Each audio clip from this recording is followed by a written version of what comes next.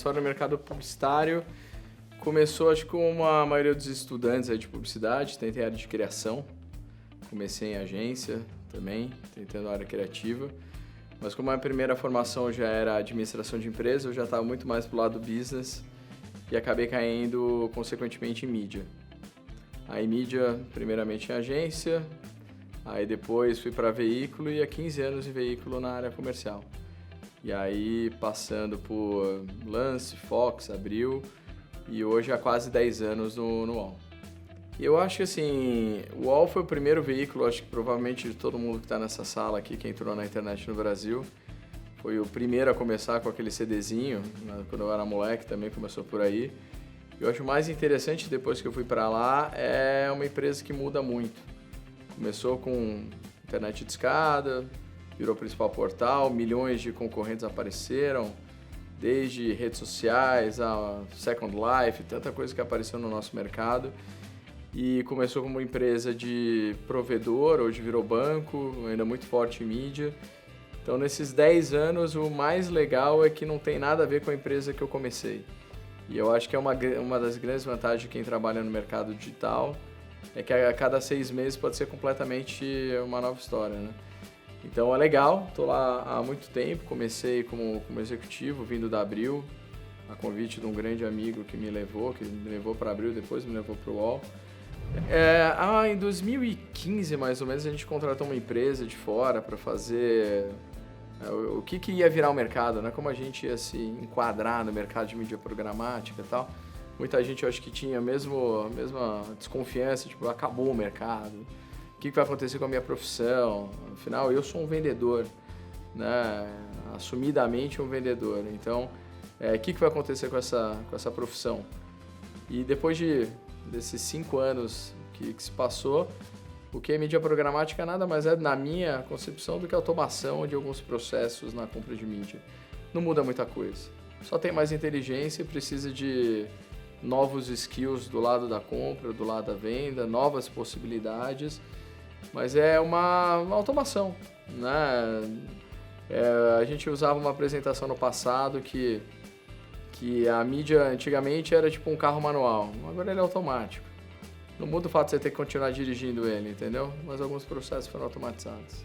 Então hoje o meu investimento do UOL, o investimento hoje ele nos últimos anos foi muito maior no back office do que no front office. Antigamente era só entregar, agora tem que entregar com muita coisa. Então dá mais trabalho e tudo mais, mas é mais divertido também. Antigamente o resultado era medido de uma forma muito mais vaga, né? Hoje a gente consegue medir tudo, comprovar, que faz com que o meio continue crescendo numa proporção muito maior do que todos os outros. O Brasil viveu em crise desde 2014 feia. A gente fechou a economia esse ano, o crescimento ano passado 1,1 e o digital crescendo 2 dígitos, desde então, desde sempre. Então, oportunidades em alguns casos, né, problemas no outro, mas digital continuando crescendo porque a gente é mais efetivo, né? Na verdade, ajuda o fato de a gente ter jornalismo, né? A gente fabrica nosso inventário, então isso sempre foi um diferencial. Então, quando você tinha outros players que não tinham uma equipe editorial, eles são muito mais suscetíveis a terceiros entrarem e tudo mais. A gente viu várias empresas, vários portais, né, acabarem porque eles lá atrás desistiram de fazer jornalismo, porque é caro, dá dor de cabeça. Não é algo simples, a gente tem 400 jornalistas produzindo conteúdo. Isso não é zero simples, né? Mas faz com que a gente tenha a nossa audiência própria, a gente tenha a audiência própria, que dá a possibilidade de a gente ter tomado as decisões estratégicas aí ao longo dos últimos anos de como a gente ia trabalhar nosso inventário, que outros menores, por exemplo, não podiam fazer, não podem fazer, e acabaram diminuindo muito, que é muito ruim para o jornalismo, né? A gente é uma empresa de conteúdo também, e o fato de a gente ver o jornalismo sendo esvaziado é muito triste para o mercado como um todo, não só o mercado de mídia, mas o mercado de jornalismo, né? As empresas, quantos portais têm jornalistas hoje? Se eu não me engano, UOL e Globo, né? Que tem uma equipe, né? O resto tem 2, 3 pessoas produzindo conteúdo.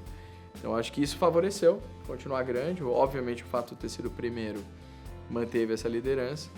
E alguns concorrentes também mantiveram também pela produção de conteúdo, que traz a relevância, né? A minha, quando eu estava nas outras empresas, também era. E obviamente eu falo, mudou um pouco. Antigamente a home de todo mundo era do UOL. Agora pode ser que seja o Chrome, pode ser que seja o Facebook. Apesar do Facebook, já conheço um monte de gente que também já não usa mais, já deletou, porque também vai perdendo relevância. A gente deixou de ser a única fonte de informação para ser um verificador de informação. Então, se alguém falar para você que caiu um avião, você vai confiar se você olhar no Twitter e alguém postou, mas você vai ter que ir em algum lugar saber se o avião caiu. Se não tiver na home do UOL, ele não caiu. Mas mesmo assim, a gente tem verificação, vai atrás, não é, tem um boato, morreu. Não, tem o trabalho de curadoria, né? Então, às vezes, a gente até atrasa uma notícia para ter a garantia absoluta de tudo o que aconteceu. Então, mudou a maneira só das pessoas navegarem. Então, você tinha a home do UOL como primeira, hoje eu abro 20 páginas. Obviamente, faz parte do meu trabalho, mas virou um verificador de conteúdo. Programático, um caminho sem volta, né? Vai ser assim. Gostaria que fosse 100% da mídia fosse comprada de forma programática. Eu ia ter um monte de menos problemas operacionais, desde financeiros, PIs, né? Ia ser uma coisa muito mais fluida, inteligente. Eu ia gastar meu tempo muito mais em outras funções dentro. Então, acho que tudo vai ser integrado, né? Desde out of home, tudo que for digital a gente vai fazer do ponto de vista programático. Então, acho que isso é um caminho sem volta, a gente vai fazer. Ainda está demorando, né? Vocês trabalham com isso, eu também. E a gente vê que ainda chega muita autorização para mim, muito PI.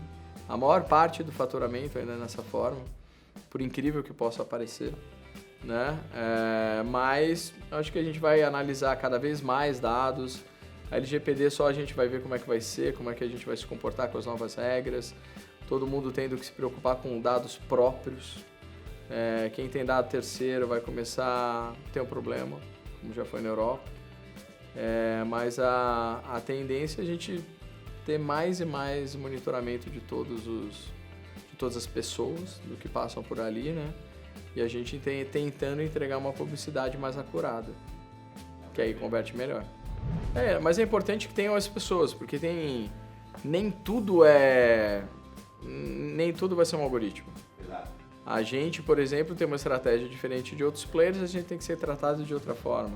Assim como o Facebook também pede para ser tratado de outra forma, porque também não permite alguns tagueamentos e tudo mais.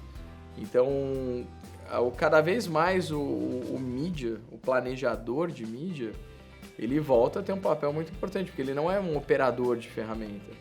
Ele é um cara que conhece tudo da marca, policies, territórios, como vai ser trabalhado, problemas que pode ter ou não. Então é um problema que a gente tem hoje. Às vezes as pessoas colocam tudo no mesmo balaio e a gente fala, cada um tem uma especificidade. Então é importante o planejamento de mídia não ser esquecido, porque no passado poderia ser feito da mesma forma. Quem planejava a TV podia simplesmente cuspir um plano de acordo com o que o AD mandava. E nem por isso eles faziam desse jeito. Então não é porque a Comscore manda um plano, porque o Google manda um plano, que você tem que seguir daquele jeito. Então, é muito importante uma pessoa sênior, que tenha conhecimento da conta e obviamente das ferramentas e métricas para entregar o melhor. Porque no final das contas, todos estamos representando o anunciante. E o anunciante tem que ter a melhor entrega possível, porque senão o risco dele é muito grande. Uma vez, quando a gente terminou essa empresa que a gente contratou, o pessoal era lá do Reino Unido e tal, eu lembro que a última pergunta eu cheguei para ele e falei, o que muda, né? Porque eles já tinham feito o processo programático e tal. Aí ele falou, no final, nada. Porque no final é uma pessoa querendo falar com outra. E vai ter que ter. Então, pode ter que tenha muitos layers de tecnologia. No final, ele quer falar com alguém para resolver a vida dele. e que faz o nosso papel, de ser tão necessário em todos os processos. Porque no final a gente resolve. Algum problema, vão chamar e você fala, você resolve? Resolvo.